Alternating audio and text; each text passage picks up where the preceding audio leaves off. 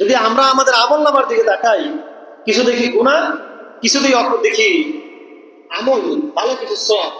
যদি গুনাহের দিকে তাকাই তাহলে মনে হয় বিনা হিসেবে আমাদের জন্য জাহান্নাম অবধারিত। আবার যদি একটু আমলের দিকে তাকাই, কিছু ভালো কাজের দিকে তাকাই, তখন মনে হয় হয়তো আল্লাহ তাআলা যদি দয়া করেন, যদি ইহসান করেন, আল্লাহ তাআলা একটু মহব্বত করেন, তাহলে হয়তো বিনা হিসেবে জান্নাতে প্রবেশ করতে না পারলেও অন্তত দাঁড়িপাল্লায় দাঁড়িয়ে আমলটাকে একটু ভারী করে আল্লাহ তাআলার অনুগ্রহে জান্নাতে একদিন না একদিন পৌঁছতে পারবো ইনশাআল্লাহ। এই আশা আমাদের আছে না ইনশাআল্লাহ? এই আশা করতে হবে। সাথে সাথে আরেকটা আমল আপনাদেরকে বলে দেই, সদা সর্বহারতে এই কথা খেয়াল রাখতে হবে, আমার জবান দ্বারা যেন কোনো শিরকিমূলক কথাবার্তা না বের হয়। যে সমস্ত কথার দ্বারা, যে সমস্ত আমল দ্বারা আমার ঈমান একদম চলে যায়, সে সমস্ত কথা যেন কখনো আমাদের মুখ দ্বারা বের না হয়। স্মরণ থাকবে তো ইনশাআল্লাহ? আমরা অনেক সময় হাসি মস্কারা সুরতে, মজার সুরতে আমরা বলে ফেলি, যারা নামাজ না পড়লে কি হয়, রোজা না রাখলে কি হয়।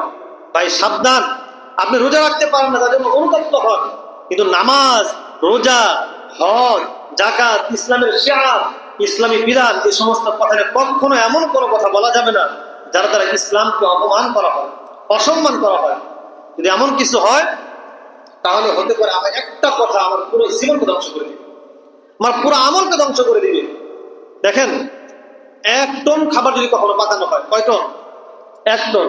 এই 1 টন খাবার ধ্বংস করার জন্য, নষ্ট করার জন্য আরো 1 টন বীজ দরকার না 1 ফোঁটা বিষই যথেষ্ট? 1 লিটার এই টাঙ্কি, যে আমাদের মসজিদে টাঙ্কি আছে, টাঙ্কিতে পানি, এই পানি পাক না? নলকূপ দ্বারা যে পানি ওঠানো হচ্ছে, পানিটা পাক পানি।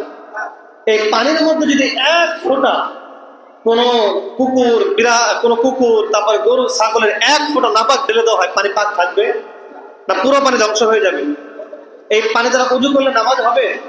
ঠিক তদ্রুপ আমাদের ইমানটাও এমনই। যদি একটা হারাম কথা, একটা ইমান চলে যাওয়ার মতো শিরকি কথা, একটা অপমানজনক কথা আমার জবান থেকে বের হয়ে যায়, আল্লাহর কসম আমার ইমান চলে যাবে। আমি যত আমল করেছি আমার সমস্ত আমল বরবাদ হয়ে যাবে। সুতরাং জবানকে হেফাজত করা, আমলকে হেফাজত করা, কোনো শিরকিমূলক কর্মকাণ্ডে লিপ্ত হওয়া যাবে না ইনশাআল্লাহ। আল্লাহ রাব্বুল আলামিন আমাদের সকলকে গুনাহ থেকে বেঁচে থাকার তৌফিক দান করুন, সকলে বলে আমিন। সব ধরনের অন্যায় অপকর্ম থেকে বেঁচে থাকার তৌফিক দান করুন, সকলে বলে আমিন।